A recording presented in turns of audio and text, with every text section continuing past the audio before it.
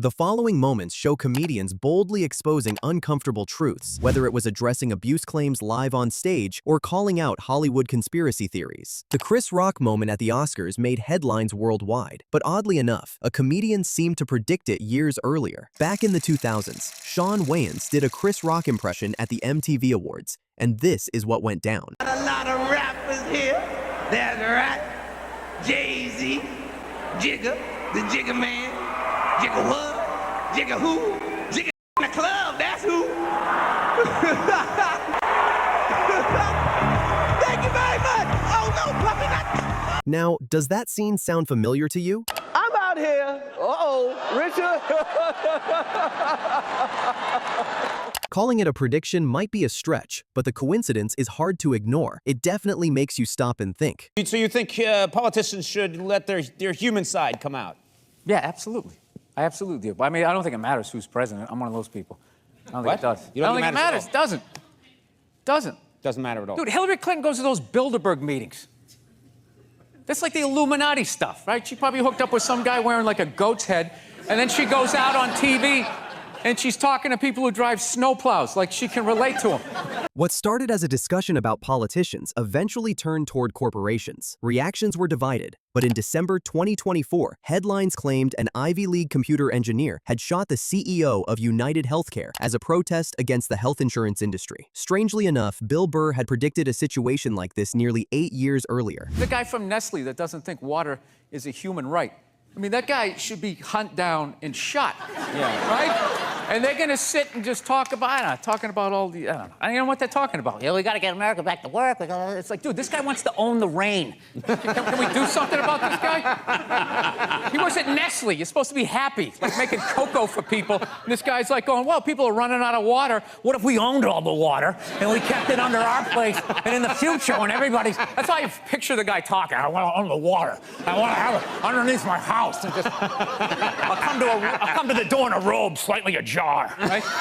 In 2023, Danny Masterson was convicted on serious charges involving 2 women and sentenced to 30 years to life in prison. Right, my next guest is in his 7th season playing Hyde on the Fox sitcom That 70s Show. Please welcome Danny Masterson.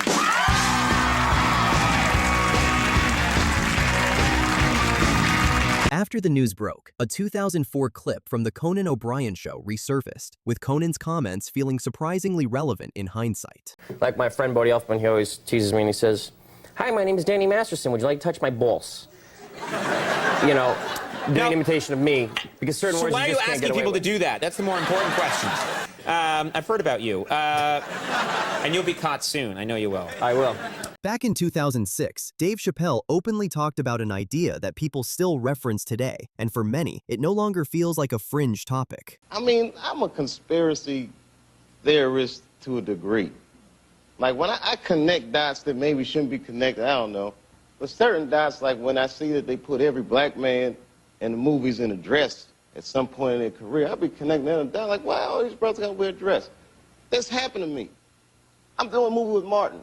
Yeah. The movie's going good. So I walk in the trailer. I'm like, man, this must be the wrong trailer because there's a dress in here. They come in.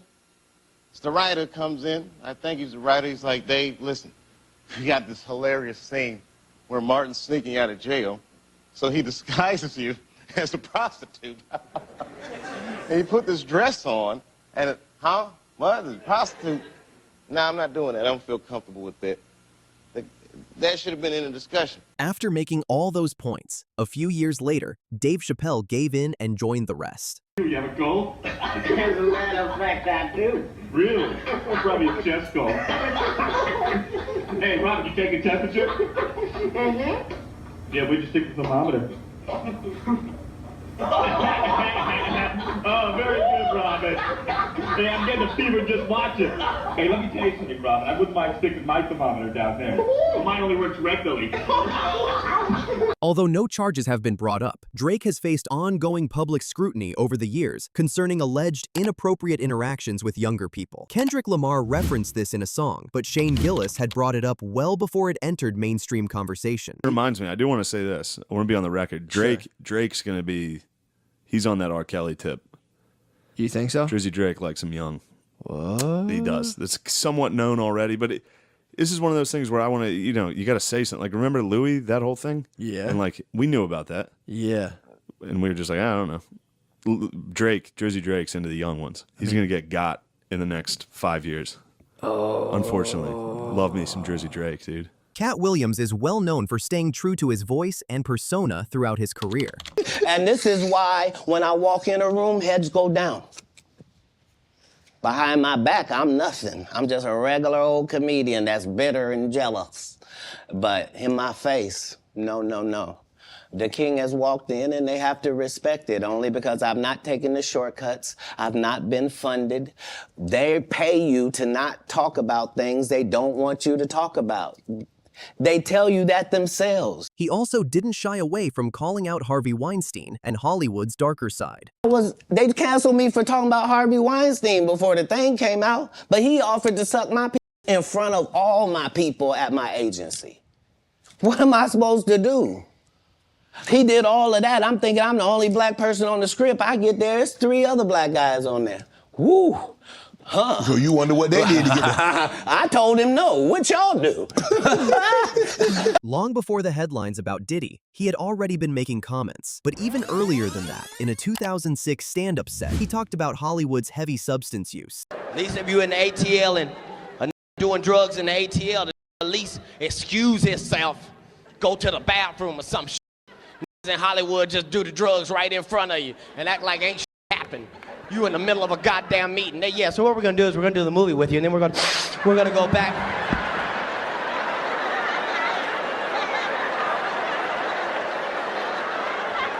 You know that I can see you? You right there, it's on your nose. Like Katt, Ricky Gervais also spoke openly about it in public. You disgusting, pill-popping, sexual deviant scum. I want to do this monologue and then go into hiding, okay? All of these big deviants is all catching hell in 2024. It's up for all of them. It don't matter if you Diddy or whoever you is. T.G. Jakes, any of them. All lies will be exposed. That's all. And anyone who takes that the wrong way, know why they take it the wrong way. Before getting into Hollywood's more excessive habits, we need to talk about Diddy first. Given the recent events surrounding him, many people weren't shocked, as the signs had been there for years. So why did they go unnoticed for so long? I've had to turn down $50 million 4 times. 4 times. Just to protect my integrity and that virgin hole I was telling you about. Right. Because P. Diddy be wanting the body. And you gotta tell him no. You got to tell him no. I did.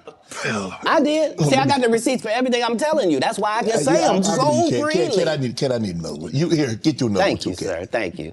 More and more people believe that making it in Hollywood usually comes with serious behind-the-scenes compromises. These people are not powerful. Satan can't create anything. That includes blessings for his people.